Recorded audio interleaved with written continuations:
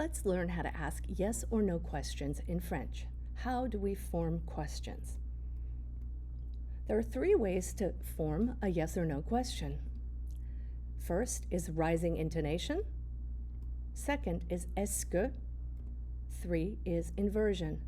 In order to keep this video short, I'm going to go quickly. You should press pause. You can press a space bar, whatever, and make sure you write things down. Press pause so you can absorb the information.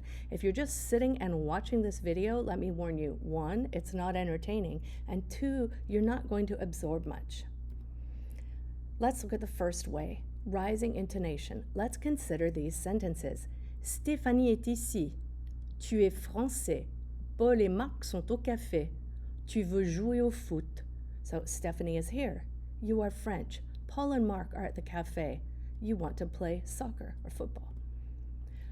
Rising intonation means your voice goes up at the end. So you change nothing in the statement except for what your voice sounds like. So instead of Stéphanie est ici, you have Stéphanie est ici. Tu es français. Paul et Marc sont au café. Tu veux jouer au foot? The second way you can turn something into a question is by adding a tag. Let's consider these same sentences, and we can add a tag at the beginning or at the end of the sentence. We can add est-ce que at the start of the sentence or n'est-ce pas at the end of the sentence. This is how they sound. Est-ce que, and n'est-ce pas, n'est-ce pas. Find a way that works for you to write down what they sound like. Find your own phonetic system so that you know that est-ce que sounds like est-ce que and that n'est-ce pas sounds like n'est-ce pas. If you just read them, you will probably pronounce them wrong. So take a moment. Est-ce que Stéphanie est ici? Or Stéphanie est ici, n'est-ce pas? Notice that my voice does go up at the end. Est-ce que Stéphanie est ici? Est-ce que tu es français? Est-ce que Paul et Marc sont au café? Est-ce que tu veux jouer au foot?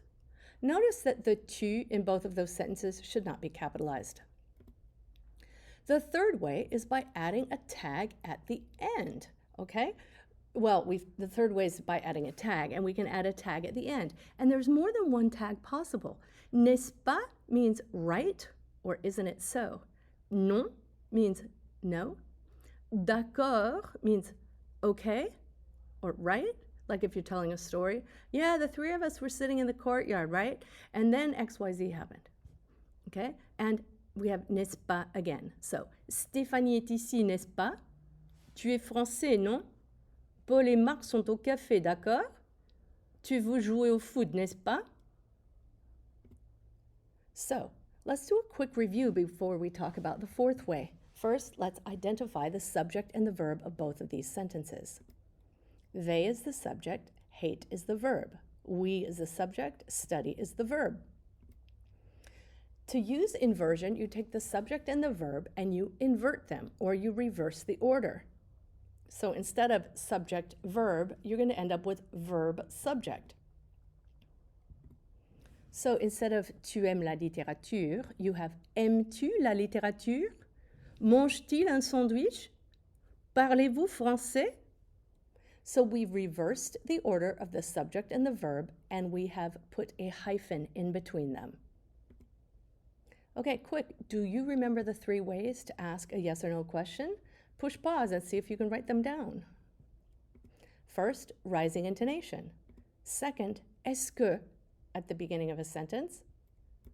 Third, a tag at the end, like n'est-ce pas, non, d'accord. And fourth, inversion.